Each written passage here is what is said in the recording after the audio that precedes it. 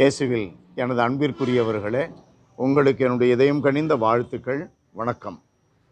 அன்பானவர்களே, விதைப்பவனுடைய ஓமையின் விளக்கத்தை நாம் பெற்றுக்கொண்டிருக்கிறோம். இன்றைய நற்செய்தி பகுதியில் ஓமையினுடைய நோக்கம்,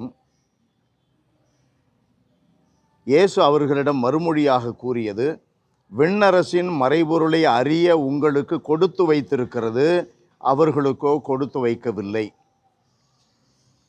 இவர்கள் எப்பொழுதும் இயேசுவோடு இருந்தார்கள், பல விளக்கங்களை பெற்றுக்கொண்டார்கள். ஆனால் பொதுமக்கள் அப்படி அல்ல, அவர்களுக்கு விளக்கங்கள் தெரியாது. இயேசு என்ன சொல்லுகிறார்? யோவான் நற்செய்தியிலே 15வது அதிகாரம் 15வது வார்த்தை, தந்தையிடமிருந்து நான் கேட்டது அறிந்தது அனைத்தையும் உங்களுக்கு நான் அறிவித்தேன். அப்படின்னா மறைபொருளாக ஒன்றுமே இல்லை, எல்லாத்தையும் சொல்லிட்டார், எல்லாவற்றையும் சொல்லிவிட்டார். ஆகையினால் சீடர்கள் அனைத்தையும் அறிந்தார்கள், அனைத்தையும் அவர்கள் விளக்கத்தோடு பெற்றுக்கொண்டார்கள், கடவுளை நம்பினார்கள், இயேசுவின் மீது இவர்தான் மெசியா என்று நம்பினார்கள். அதே விளக்கத்தை தான் பரிசேயர்களுக்கும் மறைநூல் அறிஞர்களுக்கும் சதுசேயர்களுக்கும் தலைமை குருக்களுக்கும் ஆண்டவர் சொன்னார். ஆனால் அவர்கள் கேட்கவில்லை. ஆகையினால் தான் இயேசுவினுடைய வார்த்தைகளை கேட்கிறோம். நீங்கள் உங்கள் காதால் தொடர்ந்து கேட்டும் கருத்தில் கொள்வதில்லை, உங்கள் கண்களால் பார்த்து கொண்டே இருந்தும் உணர்வதில்லை. இம்மக்களின் நெஞ்சம் கொழுத்து போய்விட்டது, காதும் மந்தமாகிவிட்டது, இவர்கள் தம் கண்களை மூடிக்கொண்டார்கள். எனவே கண்ணால் காணாமலும் காதால் கேளாமலும் உள்ளத்தால் உணராமலும் மனம் மாறாமலும் இருக்கின்றார்கள்.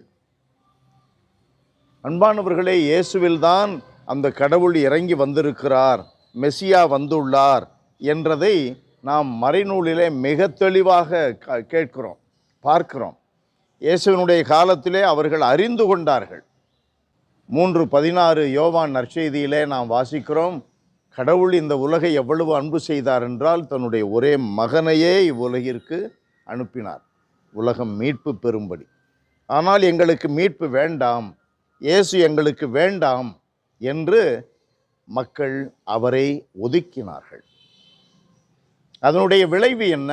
18 வசனத்திலே அதிலேயே பார்க்கிறோம். 17-18 வசனத்திலே அவர்கள் தண்டிக்கப்படுவார்கள், தீர்ப்பளிக்கப்படுவார்கள். அன்பானவர்களே, ஆகையினால் நம்முடைய காதுகள் கேட்கின்ற இறை வார்த்தைகளுக்கு உள்ளத்திலே இடம் தர வேண்டும். இயேசுவினுடைய வெளிப்பாடு நம்முடைய வாழ்க்கையிலே மீட்பரை கொடுக்கிறது, மெசியாவை கொடுத்துள்ளது, நம்முடைய வாழ்க்கையில் இதுதான் பாதை என்பதை வெளிப்படுத்தி உள்ளது என்பதையெல்லாம் நாம் உணர்ந்து கொள்ள வேண்டும். நமக்கு கடவுள் அந்த பாக்கியத்தை கொடுத்திருக்கிறார், அந்த நம்பிக்கையை கொடுத்திருக்கிறார். அன்பான எங்கள் ஆண்டவரே, உம்மை போற்றி புகழுகிறோம், வாழ்த்தி வணங்குகிறோம், தாழ்மையோடு ஆராதிக்கிறோம். நாங்கள் காதால் கேட்பது மட்டுமல்ல, எங்களுடைய உள்ளத்தால் உணர வேண்டும்.